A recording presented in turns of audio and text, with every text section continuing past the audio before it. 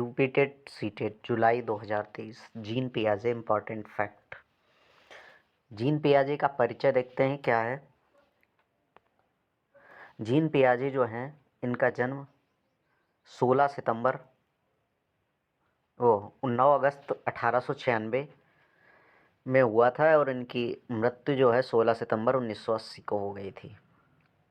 ये स्विट्ज़रलैंड के एक प्रसिद्ध वैज्ञानिक थे, चिकित्सा मनोवैज्ञानिक थे, जो बाल विकास पर किए गए कार्यों के कारण प्रसिद्ध थे। यानी इनका जन्म जो है 9 अगस्त 1896 ईस्वी को हुआ था। एक कापी ले लें और नोट कर लें, आएंगे जरूर क्वेश्चन ये वाले। 9 अगस्त 1896 ईस्वी को हुआ था और इनकी मृत्यु जो है 16 सितंबर 1980 को हुई। ये स्विट्जरलैंड के मनोवैज्ञानिक हैं जो बाल विकास यानी इन्होंने बाल विकास पर अध्ययन किया और ये बाल विकास के कारण ही प्रसिद्ध थे। देखेंगे इसके आएंगे। ये तो इनका हुआ परिचय। क्या क्या इनके फैक्ट्स हैं इसमें देखेंगे।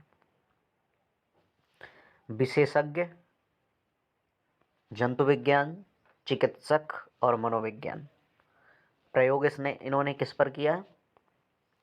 अपने ही 3 बच्चों पर इन्होंने प्रयोग करा। ये ध्यान रखिए, पूछा जाता है कि ऐसे कौन वैज्ञानिक थे जिन्होंने अपने बच्चों पर ही प्रयोग करा, तो वो थे जीन पियाजे। इनके सहयोगी कौन थे?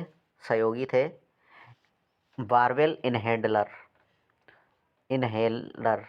ध्यान रखिए। और इनकी पुस्तक कई बार पूछी गई है, तो पुस्तक भी ध्यान रखो। इनकी प्रमुख पुस्तक थी language and thought of child. Paper में बहुत बार पूछा जाता है, ये भी पॉइंट ध्यान रखिए। इसके बाद नेक्स्ट पॉइंट देखो, विकासात्मक मनोविज्ञान के जनक जीन पियाजे।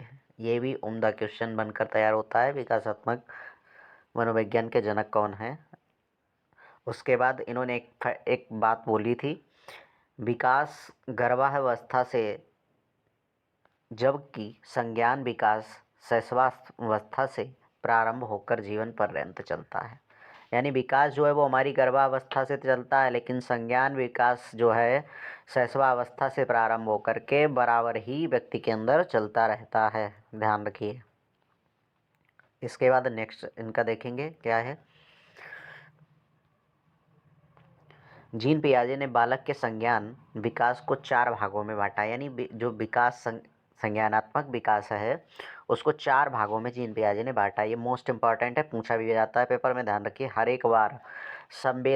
संवेदनात्मक गामक अवस्था, संवेदी प्रेरक अवस्था पहला पॉइंट है। और उसके बाद है इंद्रिय प्रेरक अवस्था, सेंसरी मोटर, 0 से 2 वर्ष। यानी पेपर में पूछा जाता है बच्चे की संवेदी गामक अवस्था या संवेदी प्रेरक अवस्था या इंद्रिय गामक प्रेरक अवस्था, सेंसरी मोटर की आयु क्या है, तो ये ध्यान रखिए 0 से 2 वर्ष।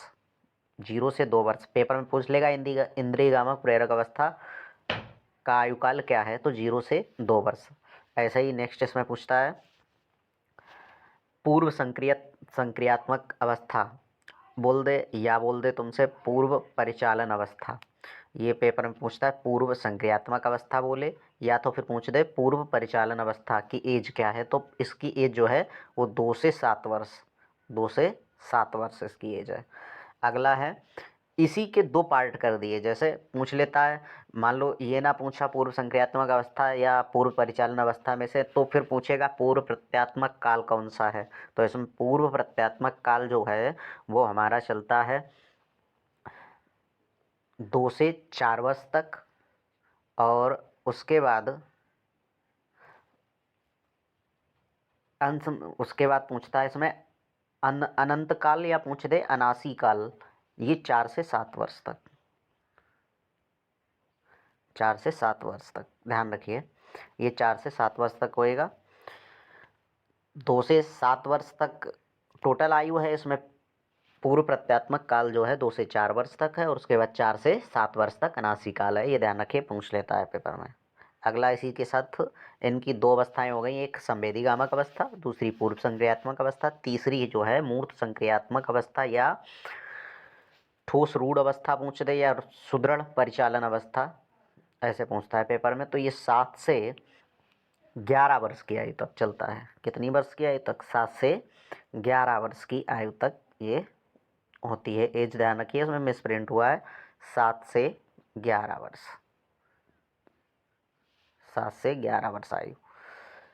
पेपर में पूछा गया मूर्त संक्रियात्मक अवस्था की एज क्या है, तो आपको ध्यान रखनी है 7 से 11 वर्ष की आयु। या पूछ ले ठोस संक्रियात्मक अवस्था या रूढ़ संक्रियात्मक अवस्था या सुदृढ़ परिचालन अवस्था, तो आपको ध्यान रखना है 7 से 11 वर्ष।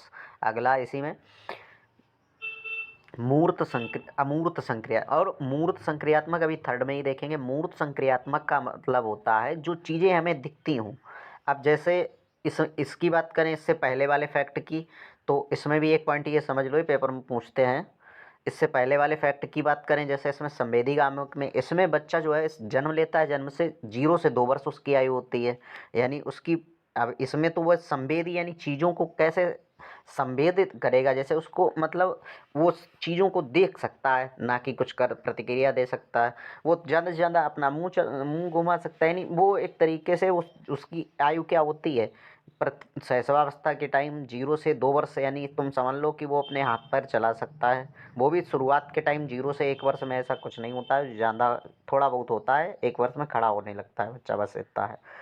और उसके बाद 2 वर्ष तक तो खैर ठीक हो जाता है। लेकिन संवेदी गामक मतलब अपने संवेदों द्वारा, ये सेंसरी मोटर यानी सबसे पहली एज जिसमें बच्चा जो है चीज़ों को मतलब वो चीज़ों को समझ सकता है। बाद बाकी और कुछ नहीं, ना वो कुछ जो तुम वो इशारा भी करेगा तो तुम्हारे कुछ समझ में नहीं आएगा। तो इस ऐसी चीज़ें, यानी कुछ चीज़ें। और सबसे पहले बच्चे को जो है प्रकाश दिखाई पड़ता है, ये ध्यान रखिए। तो और अगली वाली जैसे सेकंड पॉइंट है पूर्व संक्रियात्मक अवस्था, तो इसमें भी 2 से 7 वर्ष की आयु है। तो इसमें क्या होएगा, इसमें बच्चा जो है 2 से 7 वर्ष की आयु में काफ़ी चीज़ें आ तो जाती हैं उसे, लेकिन वो चीज़ों को अच्छे से ध्यान में नहीं रख पाता है। 2 से 7 वर्ष की आयु में बच्चा चीज़ों को समझ लेगा, लेकिन ध्यान नहीं रख पाएगा।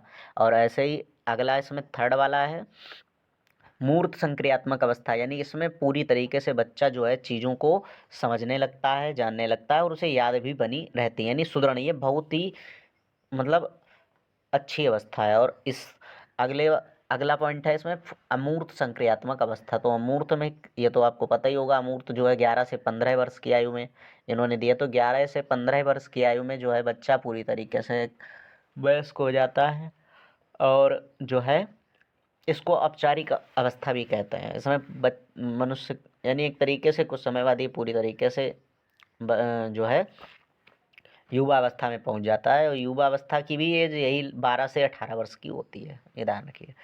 तो अमूर्त संक्रियात्मक अवस्था में तो कन्फर्म हो ही जाता है। उसके बाद इसी में